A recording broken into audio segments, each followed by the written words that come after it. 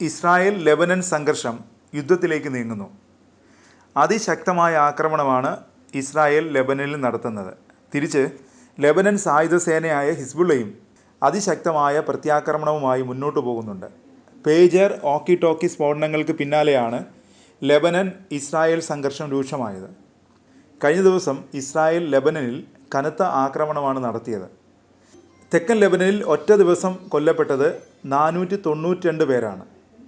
തിങ്കളാഴ്ച പുലർച്ചെ ആരംഭിച്ച ആക്രമണത്തിൽ സ്ത്രീകളും കുട്ടികളും ആരോഗ്യ പ്രവർത്തകരും ഉൾപ്പെടെ 1645 പേർക്ക് പരിക്കേറ്റു. 300-ലേറെ ഹിസ്ബുള്ള കേന്ദ്രങ്ങൾ ലക്ഷ്യമിട്ടാണ് ആക്രമണം നടത്തിയതെന്നാണ് ഇസ്രായേൽ അവകാശപ്പെടുന്നത്. എന്നാൽ കൊല്ലപ്പെട്ടവരെല്ലാം സാധാരണക്കാരാണ്. ലെബനനിൽ സമീപകാലത്തെ ഏറ്റവും വലിയ ആക്രമണമാണിത്. ആക്രമണം കനത്തതിന് പിന്നാലെ തെക്കൻ ലെബനനിൽ നിന്ന് ആളുകൾ കൂട്ടത്തോടെ പലായനം ചെയ്തു തുടങ്ങി. അതോടെ തെക്കൻ തുറമുഖ നഗരമായ സിദോനിൽ ജനജീവിതം സ്തംഭിച്ചു. ലക്ഷ്യം നേടുന്നതുവരെ ആക്രമണം തുടരുമെന്ന് ഇസ്രായേൽ പ്രതിരോധ മന്ത്രി യോവ് ഗാലൻ പ്രഖ്യാപിച്ചു. ഹിസ്ബുള്ള കേന്ദ്രങ്ങളിൽ നിന്ന് ഒഴിഞ്ഞുപോകാൻ ആവശ്യപ്പെട്ട് തദ്ദേശവാസികൾക്ക് ഇസ്രായേലിൻ്റെ ഫോൺ സന്ദേശവും ലഭിക്കുന്നുണ്ട്.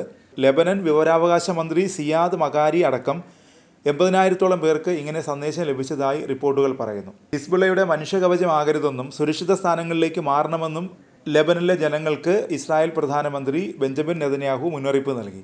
ഹിസ്ബുള്ള ശക്തി കേന്ദ്രങ്ങളെ ലക്ഷ്യമിട്ട് നടത്തിയ ആക്രമണം 492 പേരുടെ മരണത്തിന് കാരണമായതിനു പിന്നാലെയാണ് ലെബനൻ ജനതയെ അഭിസംബോധന ചെയ്ത് നെതന്യാഹുവിൻ്റെ വീഡിയോ സന്ദേശം പുറത്തു വന്നത്. ഇസ്രായേലിൻ്റെ യുദ്ധം ലെബനീസ് ജനതയോടല്ലെന്നും ഹിസ്ബുള്ളയോടാണെന്നും സന്ദേശത്തിൽ നെതന്യാഹു പറഞ്ഞു. ഗലീലിയിലെ ഇസ്രായേൽ സൈനിക പോസ്റ്റുകൾക്ക് നേരെ റോക്കറ്റ് ആക്രമണം നടത്തിയതായി ഹിസ്ബുള്ളയും അവകാശപ്പെട്ടു. അതിനിടെ ഹിസ്ബുള്ളയെ വില കുറച്ച് കാണരുതെന്ന മുന്നറിയിപ്പുമായി ഇസ്രായേലിൻ്റെ മുൻ എയർ ഡിഫൻസ് കമാൻഡർ എത്തി.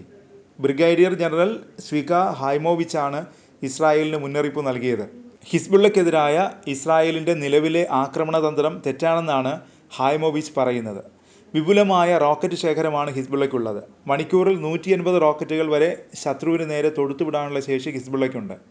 എന്നാൽ ഇസ്രായേൽ ഹിസ്ബുള്ളയെ വില കുറച്ച് കാണുകയാണെന്നും ആക്രമണതന്ത്രങ്ങളെല്ലാം തെറ്റാണെന്നുമാണ് മുൻ കമാൻഡറുടെ വിമർശനം. ഹിസ്ബുള്ളയുടെ മിസൈൽ ശേഖരത്തെക്കുറിച്ചുള്ള ഇസ്രായേലി ഡിഫൻസ് ഫോഴ്സിൻ്റെ അവകാശവാദം മുൻ കമാൻഡർ തള്ളിക്കളയുന്നു.